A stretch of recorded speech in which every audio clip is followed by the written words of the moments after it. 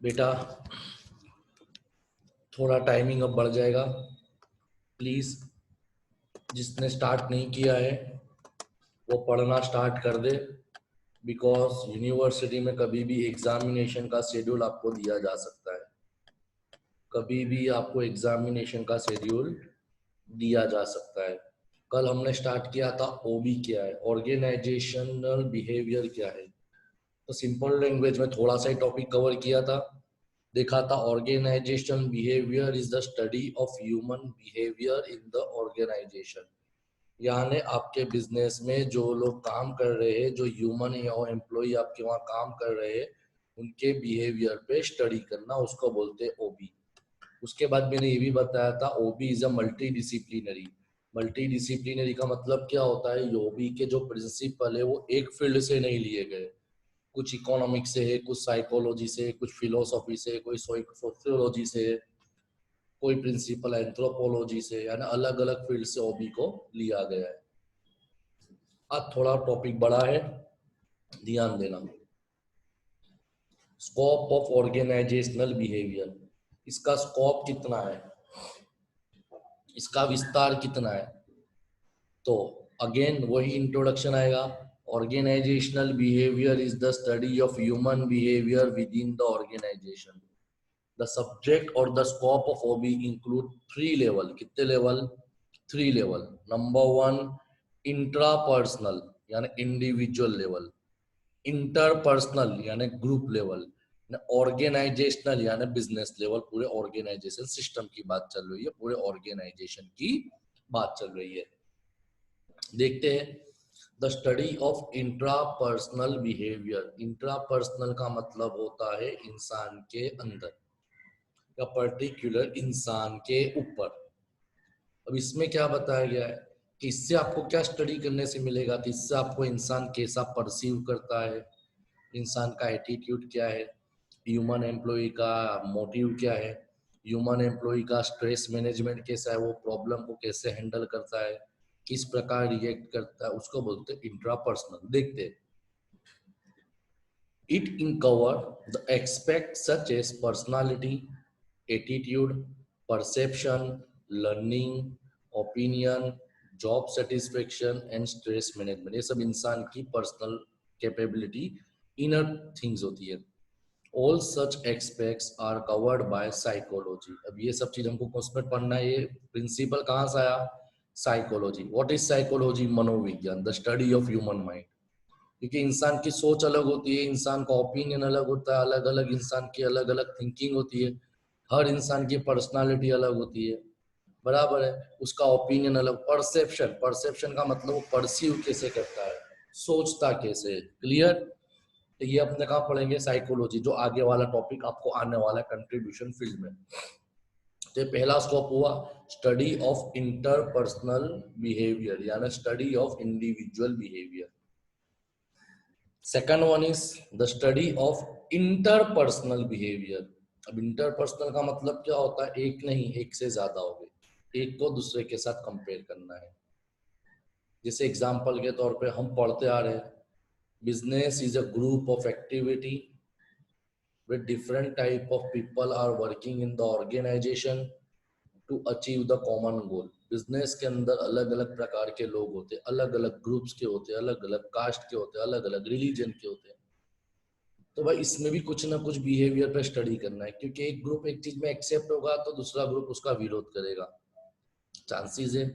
तो देखो क्या लिखा हुआ है, it cover the expect such age group dynamic, team dynamic, inter group conflict means एक ग्रुप दूसरे ग्रुप के साथ कोई कॉन्फ्लिक्ट हो गया, कोई प्रॉब्लम क्रिएट हो गई।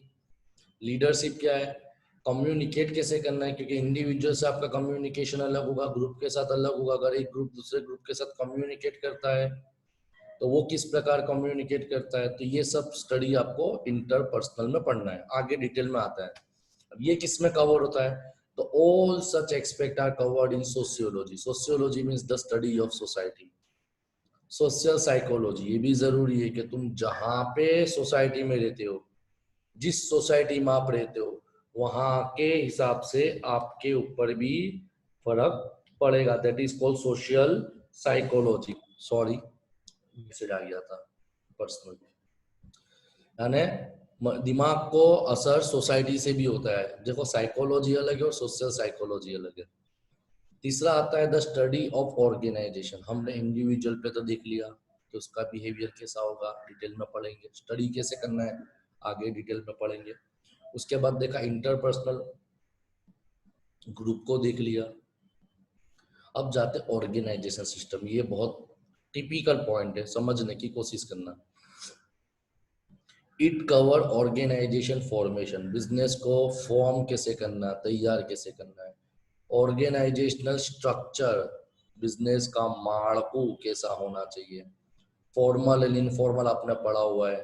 ऑर्गेनाइजेशनल एनवायरनमेंट, किस प्रकार के वातावरण होगा, क्योंकि कॉमन अपनों ने ये भी पढ़ा हुआ है environmental factor affecting environment in business. यानी बिजनेस बहुत से फैक्टर है जो कंट्रोलेबल है ना, अमुक फैक्टर ऐसे अनकंट्रोलेबल है। ये सब किस पे डिपेंड करते हैं, मार्केट के इंटरनल और एक्सटर्नल एनवायरनमेंट पे। ऑर्गेनाइजेशनल कल्चर, तुम्हारे बिजनेस का कल्चर कैसा होगा। ऑर्गेनाइजेशनल चेंज, आप पीओएम में पढ़ चुके हो, management of change, resistance to change में। यानी चेंज आता है तो क्या फर्क पड़ता है, क्योंकि कॉमन है। अपने भी पीओएम में लास्ट ईयर पढ़ा होगा कि अगर बिजनेस में कोई चेंज आता है तो ऑटोमेटिकली उसके बिजनेस पे कुछ ना कुछ इफेक्ट होते हैं। Organizational power, politics, such aspects are covered by sociology, anthropology, and political science. सब पॉइंट, साइकोलॉजी हो, सोशियोलॉजी हो, एंथ्रोपोलॉजी हो, पॉलिटिकल साइंस, ये सब पॉइंट अपने को डिटेल में पढ़ने। यहाँ जो हमने पॉइंट पढ़े वही पॉइंट आगे डिटेल में एक्सप्लेनेशन के साथ पढ़ने। Let us discuss whether three level of analysis are mutually independent or dependent। तो देखो ये तीनों का एक दूसरे पे क्या डिपेंड करता है, एक दूसरे पे क्या असर होता है, उनका एनालिसिस क्या है, उनकी कंडीशन क्या है, वो पता चलेगा। एंड हाँ, कितने बच्चों को ऐसा दिल में होता होगा कि सर हम क्लास में पढ़ते थे तो कुछ आपका एक्सप्लेनेशन का तरीका अलग था। भाई मैं जो बच्चे पैम्पलेट लेना आ चुके हैं उनको बता चुका हूँ कि जब अपने रेगुलर लेक्चर्स लेते हैं, आप मेरे सामने होते हो, मैं आपके सामने होता हूँ, कोई बंदा रीडिंग करता है तो उस समय मेरे को सोचने का समय मिलता है। आप लोग सामने होते हो तो फीलिंग ऑफ समथिंग आती है कि भाई हाँ मेरे बच्चे मेरे प्यारे मेरे साथ है, तो वहाँ कुछ मेरा भी इंटरेस्ट अलग हो जाता है, कुछ मेरा मूड भी ऊपर चले जाता है। बट यहाँ तो क्या है, ऑनलाइन में आप लोग आराम कर रहे हो, मैं ही पढ़ रहा हूँ, मैं ही एनालिसिस कर रहा हूँ, मैं 5-10 मिनट में बोर हो जाता हूँ, क्योंकि इंटरेस्ट जो होना चाहिए वो इंटरेस्ट नहीं आ रहा है। दुआ करो आप लोग जल्द से जल्द क्लास चालू हो जाए, परमिशन मिल जाए, क्योंकि आप होते हो तो मुझे पढ़ाने की मजा अलग आती है। बराबर, तुम मेरे दिल में हो बच्चा, तो आपको देखता हो तो मुझे कुछ मुस्कुराहट आ जाती है, भी तो हंसने के पहले सोचना पड़ता है किस बात पे हंसू, किसके ऊपर एग्जाम्पल दो। यहाँ तो क्या लाइव एग्जाम्पल भी तैयार हो जाते हैं। चलो छोड़ो, बात की बात है, कंटिन्यू करते। हाँ क्या था, तो ये तीनों तीन बिहेवियर का एक दूसरे पे एनालिसिस करते हैं। इन पास्ट, भूतकाल में, पहले the behavioral scientists have not coordinated these three levels of analysis, so they consider them mutually independent or separate।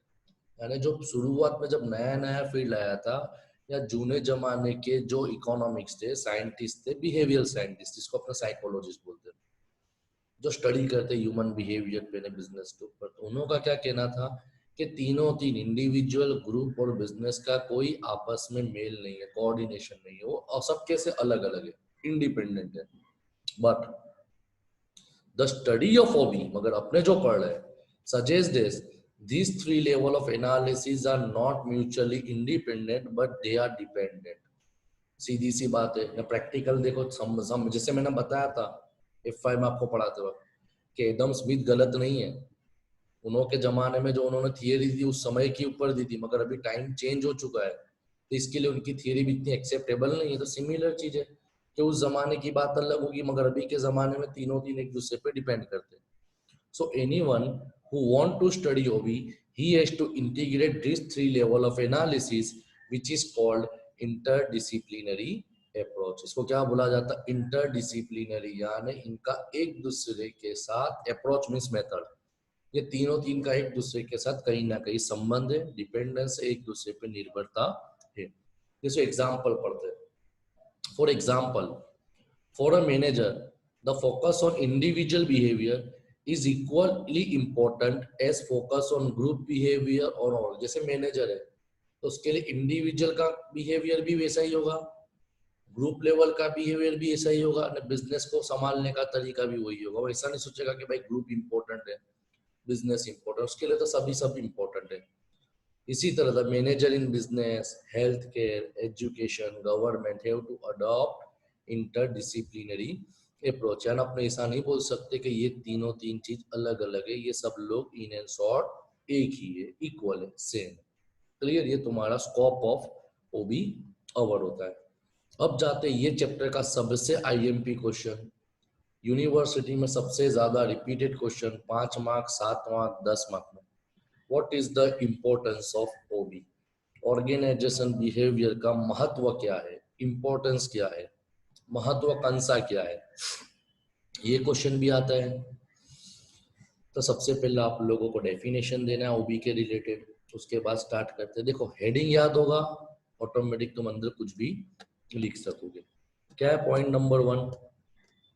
OB provide a road map to our life in organisation. OB हमको रास्ता बताता है. Road map का मतलब एक रास्ता बताना to our life in organisation, कि भाई बिजनेस में रहना है, बिजनेस में लंबे समय तक काम करना है, बिजनेस को एफिशिएंटली इफेक्टिवली चलाना है, बिजनेस में प्रेशर को हैंडल करना है, बिजनेस में लोगों के करियर को से एडवांस करना है.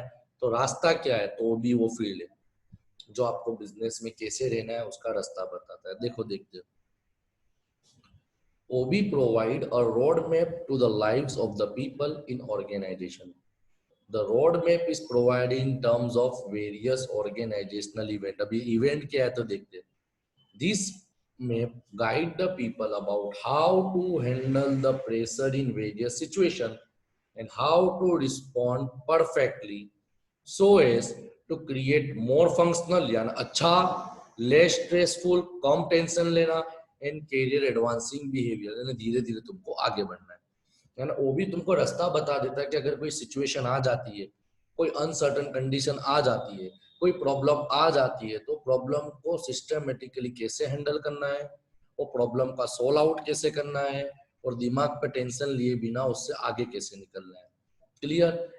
जैसे एग्जाम्पल के तौर पे बात करें, कोरोना आया, ऑल ओवर इंडिया में लॉकडाउन लग गया, बहुत से लोगों के धंधे बंद हो गए, बहुत से लोगों के भी धंधे चालू है तो भी उनके बिजनेस नहीं हो रहे. तो रास्ता बता था भाई ऐसी सिचुएशन तो आनी है, तो सिचुएशन में एटलीस्ट तुम इतना तो करो कि तुम अपने आप को सरवाइव कर सको. तो सिमिलरली बिजनेस के अंदर ओबी का महत्व ही है कि ओबी आपको रास्ता बताता है कि अगर कोई अनसर्टन या ऐसी अनओकेशनल सिचुएशन क्रिएट हो जाती है तो how to handle this, how to become stressless, stress के बिना कैसे काम करना है. देखो आगे लिखा है, इफ देयर इज नो रास्ता that is map, people may not be able to pressure and respond properly. अगर तुम्हारे को कोई रास्ता दिखाने वाला नहीं होगा तो आप प्रेशर को हैंडल नहीं करोगे.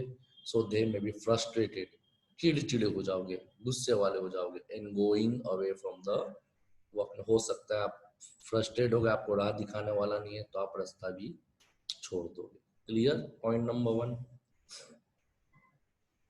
पॉइंट नंबर 2 पे जाते हैं. OB use scientific research to understand and predict. समझना और अनुमान लगाना. अंडरस्टैंड का मतलब समझना, प्रिडिक्ट का मतलब एस्टिमेट लगाना, अनुमान लगाना. ऑर्गेनाइजेशनल लाइफ, यानी ओबी तुमको हेल्प भी करता है. ऑर्गेनाइजेशन बिहेवियर, यानी आपने बिहेवियर पे स्टडी किया हुआ है ह्यूमन पे, तो आपको साइंटिफिक हेल्प करेगा कि भाई हाँ लीगली क्या है. यानी अगर ऐसी कोई कंडीशन चेंज होती है, अगर कोई कंडीशन सिचुएशन चेंज होती है, कोई वातावरण में चेंजेस आता है, तो तुमको पहले से अनुमान हो जाएगा भाई इसको तुम इस प्रकार टैकल करो, ये प्रॉब्लम को आज इस प्रकार हैंडल करो. यानी अब तुमने पढ़ा था यूज साइंटिफिक रिसर्च. समझ में आया? क्योंकि हर इंसान पे तुम एक मेथड अप्लाई नहीं कर सकते जो ऑलरेडी अपने इसके पहले वाले लेक्चर में डिस्कस कर चुके. क्लियर? Point number 2 clear. यानी OB use scientific research to understand and predict organisational life. Clear? Point number 3 पे जाते हैं. ओबी that is organizational behavior help to influence organizational event. organizational event का मतलब क्या होता है? ऑर्गेनाइजेशनल इवेंट का मतलब कम्युनिकेशन होना चाहिए, मगर ऑलरेडी FIB को मैं पढ़ा हुआ है। इफेक्टिव कम्युनिकेशन और कम्युनिकेशन में फर्क होता है, बराबर है। मैनेजमेंट ऑफ कॉन्फ्लिक्ट दिया अंदर कि भाई कॉन्फ्लिक्ट का मैनेज कैसे करना है, क्योंकि कॉमन अगर मैंने आपके फेवर में फैसला दिया, सामने वाला डिसएग्री हो जाएगा, सर पार्शियलिटी करते हैं, सर बायस करते हैं, and so on. Better decision making, decision को कैसे अच्छे बनाना है, showing commitment to idea and effective work team, यानी अपने को टीम में सबके साथ कैसे काम करना है। समझ में आया? Clear? Point number 4, OB help an individual to understand himself और herself। लड़का हो तो हिम, लड़की हो तो हर, सिंपल है।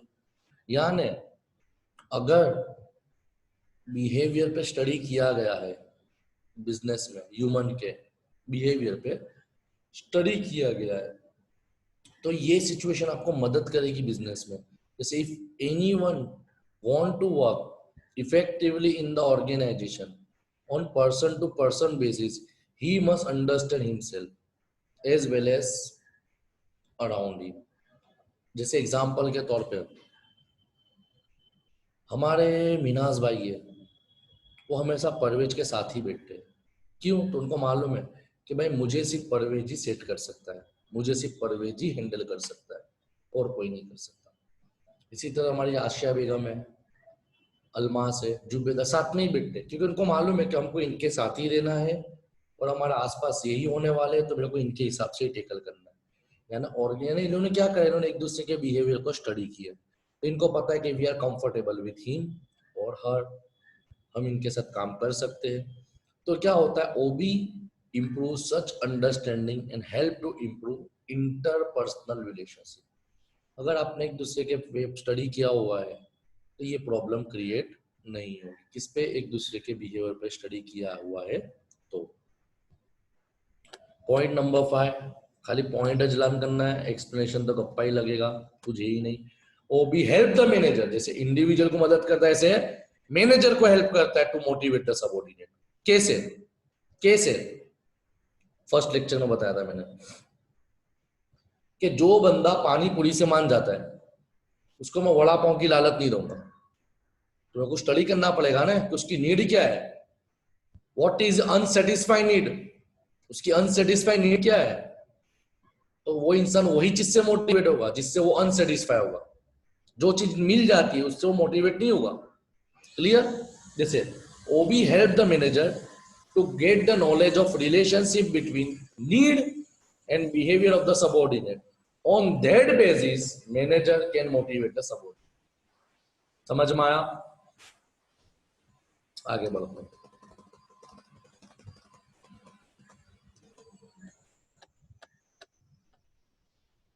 OB is useful to maintain cordial industrial relationship। Spelling बराबर है, cordial। cordial का मतलब क्या होता है? दिल, हार्ट, हार्टली रिलेशनशिप। मुंह से नहीं, दिल से भी तुमको रिश्ता मानना पड़ेगा। तो कैसे हेल्पफुल होता है? तो देखो लिखा हुआ है, there must be heartly and cordial industrial relationship between management that is top level and worker. If there is grievance, झगड़ा, या तो झगड़े के बदले लोग ने और लिखा है कॉजेज ऑफ डिससैटिस्फैक्शन। अगर मैनेजमेंट अपने वर्कर को, अपने एम्प्लॉय को, अपने काम करने वालों को सेटिस्फाई नहीं करता, it must be identified, understood and removed on time to prevent such disputes such as strike, lockout और loss of output। तो क्या बता, अगर उनके बीच में अच्छा रिलेशन नहीं है तो ये सब प्रॉब्लम के वजह से हो सकता है आपके बिजनेस में ताले लग जाए, आपके बिजनेस में स्ट्राइक्स हो जाए, आपके बिजनेस में काम तो होगा मगर आपको जितना एफिशिएंटली, इफेक्टिवली काम करना चाहिए उतना काम मिलेगा नहीं। तो ऑर्गेनाइजेशनल बिहेवियर वो चीज है जो आपके और मैनेजमेंट के रिलेशन को सुधारेगा। क्यों? क्योंकि डेफिनेशन में ही था, it means to study the behaviour in the organisation at individual level. अभी पढ़ा group level, inter and organisational level. Clear? OB is useful in the field of marketing। क्यों मार्केटिंग बोला है भाई? मैं जो कस्टमर को माल बेचने जाता हूँ वो भी तो एक ह्यूमन है ना, तो मेरे को भी उसके बिहेवियर को स्टडी करना पड़ेगा। अब जैसे एग्जाम्पल के तौर पे बात करें, प्लीज कोई बंदे बच्चे खराब मत लगाना, बेटा फी दे जाओ, बेटा फी दे जाओ। कोई पूछता भी नहीं है कि सर को जरूरत होगी कि नहीं। मगर अभी मैंने बोला, मेरे को मालूम है बिहेवियर, बेटा पैम्पलेट चाहिए, 1500 का इंस्टॉलमेंट जमाओ, क्लास से आके पैम्पलेट ले जाओ। क्या स्टडी करा मैंने? तुम्हारा बिहेवियर स्टडी करा कि इनको सीधे हाथ से बोलेंगे तो समझने वाले नहीं है। कितने बच्चों ने ऐसा भी सोचा, चलने एक जन लेगा, हम जेरोक्स करा लेंगे। बेटा मोस्ट वेलकम, आप जेरोक्स करा लो, जेरोक्स निकलती हो तो। क्लियर? तो वही बताया, it is said that best marketing system should be customer oriented. Customer का मतलब जैसा कस्टमर मांगता है ऐसी मार्केटिंग सिस्टम होनी चाहिए। जैसे the marketing activity such as sales, picking, transporting, delivering should be done as per the taste and preference and choice and expectation of customer। तो इसके लिए तुमको मार्केटिंग वाले भी क्या करते हैं, यही देखते ना। जैसे तुम मॉल में जाते तो भरवाते ना, आपको क्या चाहिए, आपका नाम क्या है, फिर पुत्र लकी ड्रॉ, फिर वो आपके बिहेवियर को स्टडी करते, उसके बाद आपको प्रोडक्ट बताते। सेम चीज OB help the manager to predict human behaviour. कोई जरूरत नहीं है पॉइंट लर्न करने की, सीधा के सीधा जाए। OB help the manager to get people skills. People skills का मतलब क्या? तुम्हारी स्ट्रेंथ क्या है, तुम्हारी वीकनेस क्या है, ऑटोमेटिक सब पता चल जाएगा। जैसे एग्जांपल के तौर पे बात करें, मेरी प्यारी बच्ची है, मेरी प्यारी एकदम लाडली बच्ची है मुशीरा, सर मुझे अकाउंट नहीं समझ में आता, उसकी वीकनेस है, मजाक उड़ाने वाली बात नहीं है, उसकी वीकनेस है। सर मैं थियरी में स्कोर कर लेती हूँ, उसकी स्ट्रेंथ है। तो बेटा तू वही सब्जेक्ट पे ध्यान दे, तो ऑप्शनल भी वही सब्जेक्ट ले जिसमें तू स्कोर कर सके। तो वो भी तुमको ये मदद करता है कि भाई अगर तुमने उसके बिहेवियर को स्टडी करा है तो आपको पता चल जाएगा कि वो लोग की स्ट्रेंथ क्या है, उनकी वीकनेस क्या है। समझ में आया? And last point, OB help to sustain upward trend. Upward trend का मतलब क्या होता है? कभी भी तुम पीछे नहीं आओगे। अगर तुमने तुम्हारे वहां पे काम करने वालों का बिहेवियर स्टडी कर लिया तो तुम हमेशा ऊपर ही जाओगे।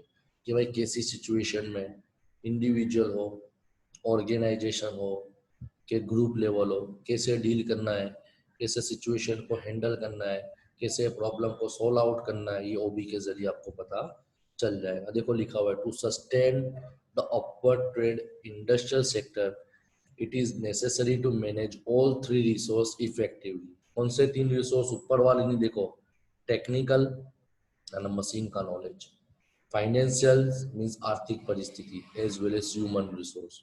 क्योंकि तुम इंसान ऐसा है कि आपके पास लैंड है, कैपिटल है, देखो मशीन है, मनी है, मार्केट है, मेथड है, मगर मेन इंसान नहीं है। 5M बोलते हैं ना मार्केटिंग के, एम, पांचवा एम नहीं है, मीन्स ह्यूमन नहीं है, इंसान नहीं है, कुछ काम होगा नहीं। समझ में आया?